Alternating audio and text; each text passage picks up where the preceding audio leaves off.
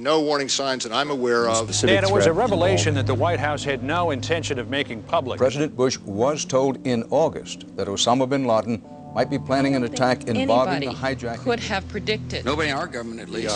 August 6th PDP. I believe the title was Bin Laden Determined to Attack Inside the United States. 70% of family members' questions were never answered during the 9/11 Commission report. Lee Hamilton and Thomas Keane said they were set up to fail. I mean, I'm a member of the commission. It's a scam. It's absolutely disgusting. The questions, Mr. President. The questions. Building 7 ablaze at the moment and apparently getting ready to collapse.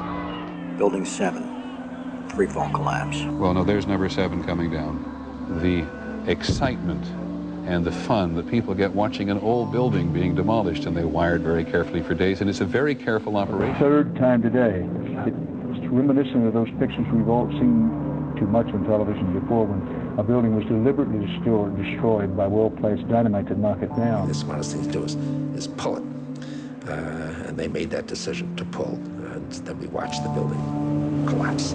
Jane, what more can you tell us about the Salomon Brothers building and its collapse? Well, only really what you already know. Details are very, very sketchy. We are getting information now that one of the other buildings, Building 7 in the World Trade Center complex, is on fire and has either collapsed or is collapsing. The Pentagon. Vanishing airplane. From my close-up inspection, there's no evidence of a plane having crashed anywhere near the Pentagon. The only site is the actual site of the building that's crashed in, and as I said, the only pieces left that you can see are small enough that you could pick up in your hand. There are no large tail sections, wing sections, a fuselage, nothing like that anywhere around, which would indicate that the entire plane crashed into the side of the Pentagon. Firefighters and police describing explosions. A lot of them. The secondary explosion. We've got numerous people covered with dust from the secondary explosion. Just floor by floor instead of popping out. It was if they had detonated. Yeah, as if they were planned to take down a building. Boom, boom, boom, boom, boom, boom, boom. Looks sort of like the building just demolished. Even if there was no secondary explosives in the building. Kind of like gunfire. You know, bang, bang, bang, bang, bang. And then all of a sudden, 3 big explosions. Do you know if it was an explosion or if it was a building collapse?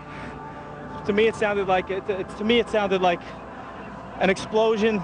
Chief Albert Turry told me that he tried to get his men out as quickly as he could, but he said that there was another explosion which took place, and then an hour after there was another explosion in one of the towers here.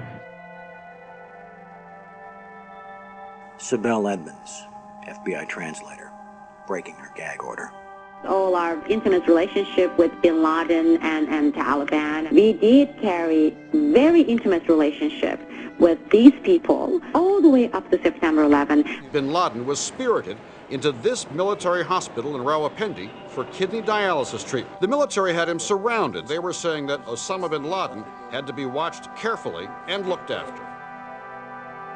NORAD standing down. Where were the planes? On now to one of the eeriest moments amid the carnage of 9/11. A mysterious plane was seen flying right over the president's residence. The E-4Bs over New York and Washington, otherwise known as the Doomsday Planes. It has never been officially explained. Cell phones working at impossible altitudes. Solicitor General Ted Olson receiving phone calls that the FBI says were never made. What happened during that call? This is the only information we have on these terrorists. She was able to call him twice. How she could pull that off, we don't know, but she did. These are the questions, Mr. President. These are the questions. They go on and on. Good afternoon, Mr. President. I come to you today representing the families of the victims of September 11th, as well as millions of my fellow Americans.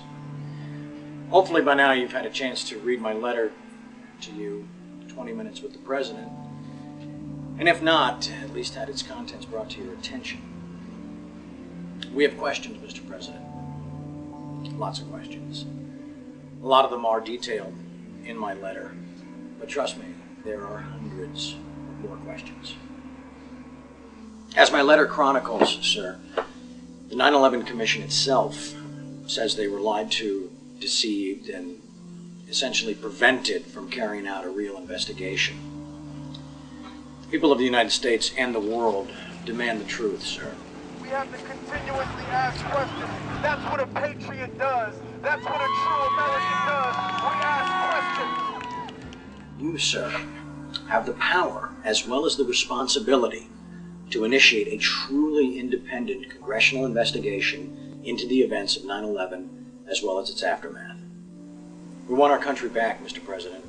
Therefore, I'm not just calling on you and your team. I'm calling on each and every American citizen to wake up, stand up, and demand the truth. We're counting on you, Mr. President. Be on the right side of history.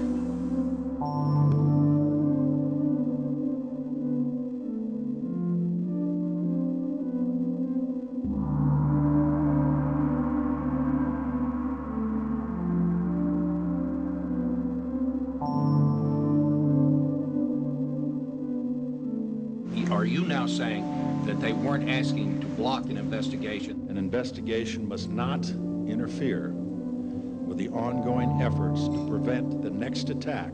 Senator Tom Daschle said last week that you called him several times and urged him not to investigate the events of September 11th. Tom's wrong. He has, I think, in this case, let's say a misinterpretation.